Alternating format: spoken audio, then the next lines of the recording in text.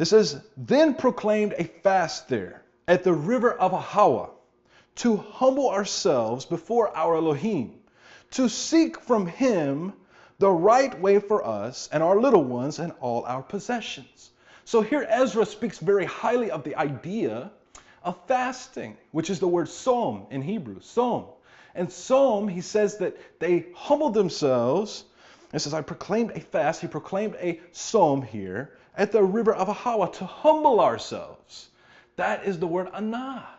It's the same, it comes from the same root, Anah. And it means literally to afflict and to humble. Remember I said earlier, that word afflict can also mean humble. So when you see that word there, just know that in the Hebrew, what you're not seeing is that this is literally telling us how to afflict our beings. Because Ezra, we all know, was a man of YaHuWaH that is undisputable. Undisputable. And what he says here is that he did this, he fasted, which means to go without bread and sometimes to go without water. It just depends on the type of fast. Oftentimes, for sure, during Yom Kippur, most go without food and water, but some just go without food.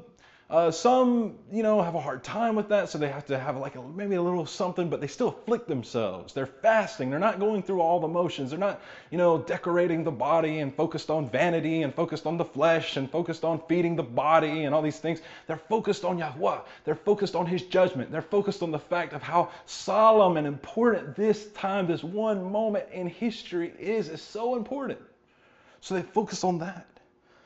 And so therefore, he said that he did this to humble himself before our Elohim, to seek from him the right way. So through humbling ourselves, through affliction, through Anah, we can find the right way. And through fasting, we can find the right way, according to Ezra.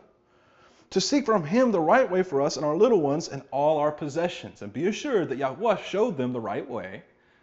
He didn't say, hey guys, what are you fasting for?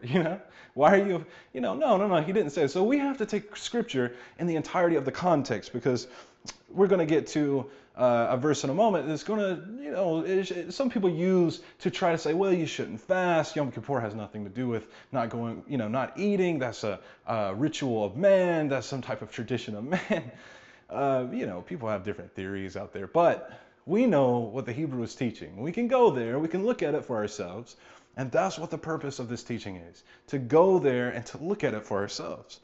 Let's go to Psalm, Tehillim, chapter 35, verse 13.